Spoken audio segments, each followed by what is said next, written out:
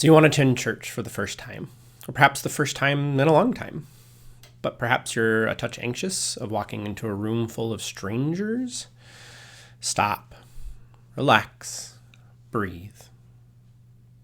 And hopefully a few helpful tips on attending church for the first time may get you through that experience.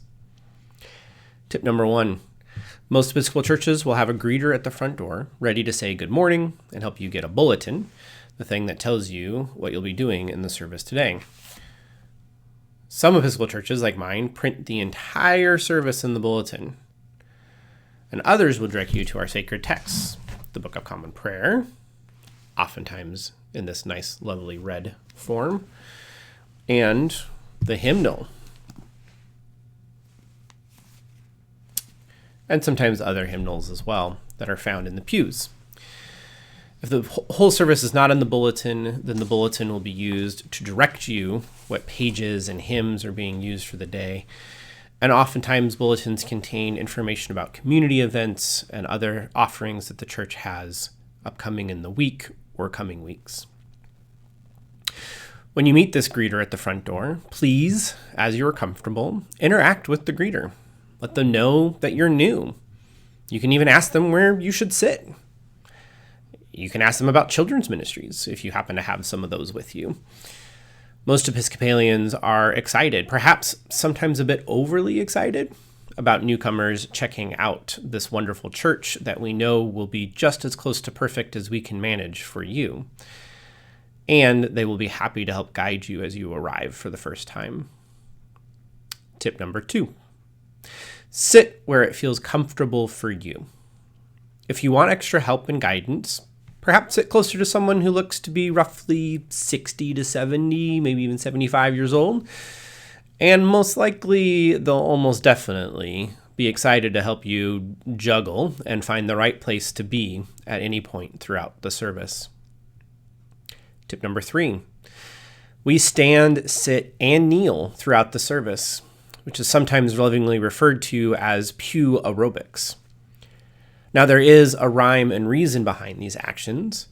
We stand to honor and offer our praise to God. We sit to hear and listen and learn. We kneel to pray in reverence to God.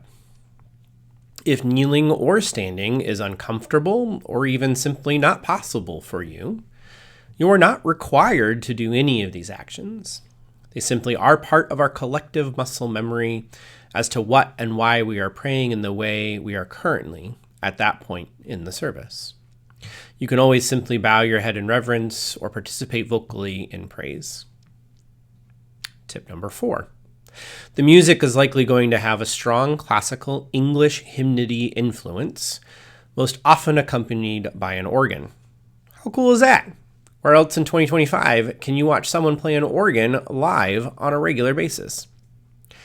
Seriously though, while the music may feel and sound unfamiliar at first, it is written with an intention for congregational singing.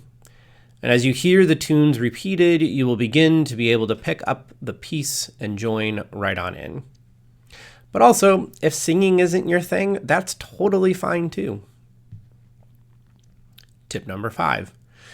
Most Episcopal churches will pass an offering plate around the pews at the midpoint of the service. You are not required to put anything in the plate. Many don't put things in the plate, but give online instead. Or many don't because they give a once-a-month payment through a pledged commitment. Others may give a single dollar bill as an additional thanksgiving and offering to God for the blessing of the day. Some give large amounts, depending on their ability to support the work and mission of the parish. Whatever you feel comfortable and moved to give, again, if anything, is always welcome and never expected. Tip number 6. Communion or Holy Eucharist is a time where we come together in community to break bread with one another and share in the body and blood of Jesus Christ, as he instructed us in his final meal with the disciples. There are no barriers to accessing this table. Some Episcopal churches do make it explicit that you are expected to be a baptized Christian to receive, as this is our formal policy. But no one is checking baptismal certificates at the rail, and all who God calls to the table are welcome there. However, If you are not baptized and are interested in baptism, simply see the priest after the service to get more details. If you come forward to receive, simply hold your hands out, open with one hand resting in the palm of the other. The bread will be placed in your hand and you may eat it. Then a chalice of consecrated, that is blessed wine, will follow, and you may take a sip from the cup. And sometimes it's helpful to help guide the cup to your lips. If you'd prefer to not receive communion, whether baptized or not, you can choose to stay in your pew, or you may come forward to receive a blessing offered by the priest. Simply cross your arms on your chest as a signal that you would like the blessing. And finally, tip number 7. Join the congregation for whatever post-church gathering they offer, most commonly referred to as coffee hour. This may be as simple as some store-bought cookies and questionable coffee, or as grand as a full-on meal and much better coffee. But whatever it is, you are welcome, and everything is being provided by volunteers as a sign of their ministry of hospitality and fellowship. So nothing is expected from you in return except to eat, drink, and meet a bunch of new people. I hope these tips reduce any stress or anxiety you may have about attending an Episcopal church for the first time. We are here for you and are excited that you may join us soon.